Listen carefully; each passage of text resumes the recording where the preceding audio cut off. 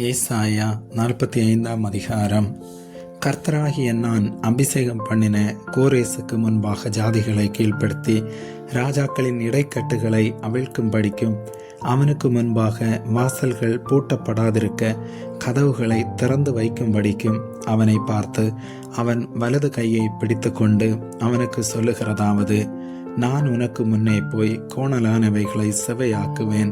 உன்னை பேர் சொல்லி அழைக்கிற இஸ்ரவேலின் தேவனாகிய கர்த்தர் நானே என்று நீ அறியும்படிக்கு வெண்கல கதவுகளை உடைத்து இரும்பு தாழ்பாள்களை முறித்து அந்த காரத்தில் இருக்கிற பொக்கிசங்களையும் ஒளிப்பீடத்தில் இருக்கிற புதையல்களையும் உனக்கு கொடுப்பேன். நான் என் தாசனாகிய யாக்கோபு நிமித்தமும் நான் தெரிந்து கொண்ட இஸ்ரவேல் நிமித்தமும் நான் உன்னை பேர் சொல்லி அழைத்து நீ என்னை அறியாதிருந்தும் உனக்கு நாமம் தரித்தேன். நானே கர்த்தர், வேறொருவர் இல்லை. என்னை தவிர தேவன் இல்லை.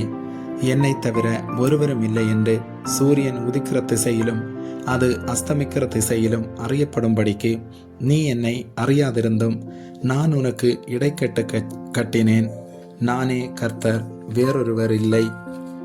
ஒளியை படைத்து இருளையும் உண்டாக்கினேன். சமாதானத்தை படைத்து தீங்கையும் உண்டாக்குகிறவர் நானே. கர்த்தராகிய நானே இவைகளையெல்லாம் செய்கிறவர். வானங்களே, உயர இருந்து சொரியுங்கள். ஆகாய மண்டலங்கள் நீதியை பொழிய கடவது. பூமி திறவுண்டு இரட்சிப்பின் கனியை தந்து நீதியும் கூட விளைவதாக. கர்த்தராகிய நான் இவைகளை உண்டாக்குகிறேன். மண்ணோடுங்களுக்கொத்த ஓடாயிருந்தும் தன்னை உருவாக்கினவரோட வழக்காடுகிறவனுக்கு ஐயோ! களிமண் தன்னை உருவாக்கினவரை நோக்கி என்ன செய்கிறாய் என்று சொல்லத்தகுமோ? உன் கிரியையானது அவருக்கு கைகள் இல்லை என்று சொல்லலாமோ?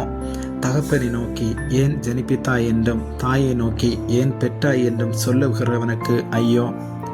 இஸ்ரவேலின் பரிசுத்தரும் அவனை உருவாக்கினவருமாகிய கர்த்தர் சொல்லுகிறதாவது: வரும் காரியங்களை என்னிடத்தில் கேளுங்கள். என் பிள்ளைகளை குறித்தும் என் கரங்களின் கிரியைகளை குறித்தும் எனக்கு கட்டளையிடுங்கள். நான் பூமியை உண்டு பண்ணி நானே அதன் மேல் இருக்கிற மனுஷனை சிருஷ்டித்தேன். என் கரங்கள் வானங்களை விரித்தன. அவைகளின் சர்வ சேனையையும் நான் கட்டளையிட்டேன். நான் நீதியின்படி அவனை எழுப்பினேன். அவன் வழிகளை எல்லாம் செவைப்படுத்துவேன். அவன் என் நகரத்தை கட்டி சிறைப்பட்டு போன என்னுடையவர்களை கிரயமில்லாமலும் பரிதானம் இல்லாமலும் விடுதலையாக்குவான் என்று சேனைகளின் கர்த்தர் சொல்லுகிறார்.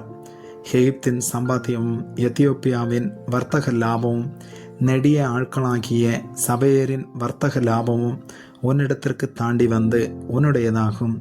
அவர்கள் உன் பின்னே சென்று விலங்கிடப்பட்டு நடந்து வந்து உன்னுடனே மாத்திரம் தேவன் இருக்கிறார் என்றும் அவரை இல்லாமல் வேறு தேவன் இல்லை என்றும் சொல்லி உன்னை பணிந்து கொண்டு உன்னை நோக்கி விண்ணப்பம் பண்ணுவார்கள் என்று கர்த்தர் சொல்லுகிறார். இஸ்ரவேலின் தேவனும் இரட்சகருமாகிய நீர் மெய்யாகவே உம்மை மறைத்து கொண்டிருக்கிற தேவனாயிருக்கிறீர். விக்கிரகங்களை உண்டு பண்ணுகிற அனைவரும் வெட்கப்பட்டு இலச்சையடைந்து ஏகமாய் கலங்கி போவார்கள். இஸ்ரவேலோ கர்த்தராலே நித்திய இரட்சிப்பினால் இரட்சிக்கப்படுவான். நீங்கள் என்றென்றைக்கும் உள்ள சதா காலங்களிலும் வெட்கப்படாமலும் கலங்காமலும் இருப்பீர்கள். வானங்களை சிருஷ்டித்து பூமியும் வெறுமையாயிருக்க சிருஷ்டியாமல் அதை குடியிருப்புக்காக செய்து படைத்து அதை உருவேற்படுத்தின தேவனாகிய கர்த்தர் சொல்லுகிறதாவது: நானே கர்த்தர், வேறொருவர் இல்லை. நான் அந்தரங்கத்திலும் பூமியின் அந்தகாரமான இடத்திலும் பேசினதில்லை. வெறுதாமாக என்னை தேடுங்கள் என்று நான் யாக்கோபின் சந்ததிக்கு சொன்னதுமில்லை. நான் நீதியை பேசி யதார்த்தமானவைகளை அறிவிக்கிற கர்த்தர். ஜாதிகளினின்று தப்பினவர்களே, கூட்டம் கூடி வாருங்கள். ஏகமாய் சேருங்கள். தங்கள் விக்கிரகமாகிய மரத்தை சுமந்து ரட்சிக்க மாட்டாத தேவனை தொழுது கொள்ளுகிறவர்கள் அறிவில்லாதவர்கள். நீங்கள் தெரிவிக்கும்படி சேர்ந்து ஏகமாய் யோசனை பண்ணுங்கள். இதை பூர்வகாலம் முதற்கொண்டு விளங்க பண்ணி அந்நாள் துவங்கி இதை அறிவித்தவர் யார்? கர்த்தராகிய நான் அல்லவோ? நீதிபரரும் இரட்சகருமாகிய என்னை அல்லாமல் வேறு தேவன் இல்லை. என்னை தவிர வேறொருவரும் இல்லை. பூமியின் எல்லை எங்கும் உள்ளவர்களை என்னை நோக்கி பாருங்கள். அப்பொழுது ரட்சிக்கப்படுவீர்கள்.